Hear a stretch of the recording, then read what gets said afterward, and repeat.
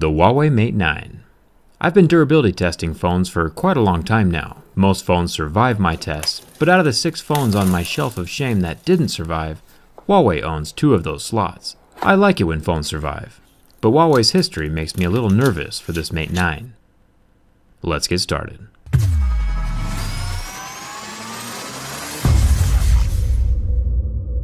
The phone is a bit bigger than I thought it would be, slightly larger than my Galaxy S7 Edge. But one thing I do like seeing on this phone are the 2 screws at the bottom.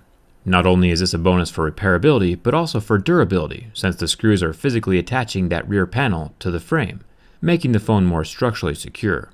Huawei has included a built-in screen protector on this phone. Personally, I always have a screen protector on my daily device, so this is good news, and is a nice gesture. But it does make me wonder if this was included by Huawei to hide inferior glass. The only way to find out is the scratch test. My set of most picks are used to check mineral hardness. Normally, smartphone glass will scratch at a level 6, plastic screens scratch at level 3, and real sapphire scratches at an 8 or a 9.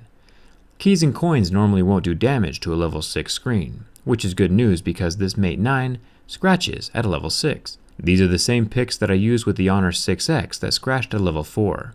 And if you understood what all those numbers meant, you've been watching my channel for too long and you should probably go outside. The front camera is protected by the same screen glass, so no worries about that scratching. And the earpiece is made out of metal, with really small holes that will keep out dirt and rocks, so thumbs up for that. Now it's time to find out what material this phone is really made of. The blade of truth reveals the wonderful sound of metal on metal, which is one of the premium materials included in most flagships.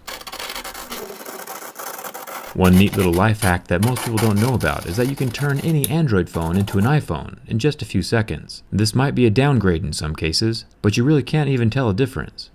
If I move up to the dual camera lenses on this Mate 9, you can see they are covered by glass, and that glass is not scratched by my razor blade. This is good news. The laser focus is off to the right side of the camera, and this is covered by plastic.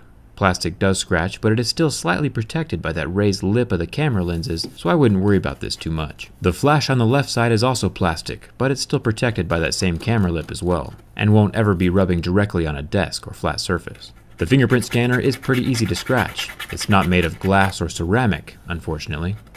I've had multiple phones survive heavily scratched fingerprint scanners like this, but this Mate 9 is not one of them. This is still not something to stress about though, and it's not a deal breaker. The scanner itself is recessed into the phone so it won't be easily damaged. It's mostly just interesting to see which phones survive and which ones don't. The sides of the phone are made of metal. It's nice to see that we don't have any material switching going on. That cold premium metal feeling surrounds all sides of the phone, and even the buttons are made of metal. Solid choice. The only place that plastic appears is the top and bottom of that back panel. This is for the antennas of the phone. Plastic allows the signal through where metal would not. You can see the color difference between the shiny silver metal panel and the gray plastic bar at the top. We'll see if that plastic affects the build quality in just a second. Even though the back of my Mate 9 might currently look like an Apple product, most people will realize that it's not actually an iPhone when they see that it has useful features, like the headphone jack or the IR blaster that turns your cell phone into a universal remote control. It's gotta be nice having a phone that actually does stuff. The Mate 9 does have a 1080p IPS display though, very similar to the real iPhone. And this display lasts 9 seconds under the intense heat from my lighter before dying. But after the heat is removed, the pixels will turn back on and function like normal. This is mostly just cool to watch. It's time we find out how solid the phone really is. Bin tests check the structural integrity and build quality of the device. Only 6 of the 50 phones that I've tested have catastrophically failed. The Mate 9 survives the first round of the bin test. You can see the front screen lift out of the rear panel a bit, but the whole phone is still intact. Those screws at the bottom are keeping the phone together, and the back panel is adding support to the frame. They're working as a team, unlike the Honor 6X. After my extreme abuse, there is some minor flex to the phone frame, but that can be corrected while the device is still surviving. So this phone passes the bin test. And overall, this device gets a thumbs up from me. It'll be fun to see what it looks like from the inside during my teardown video. What else would you like to see me do to these phones during my durability tests? Let me know in the comments.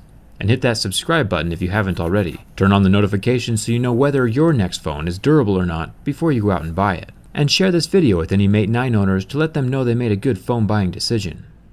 Thanks for watching. I'll see you around.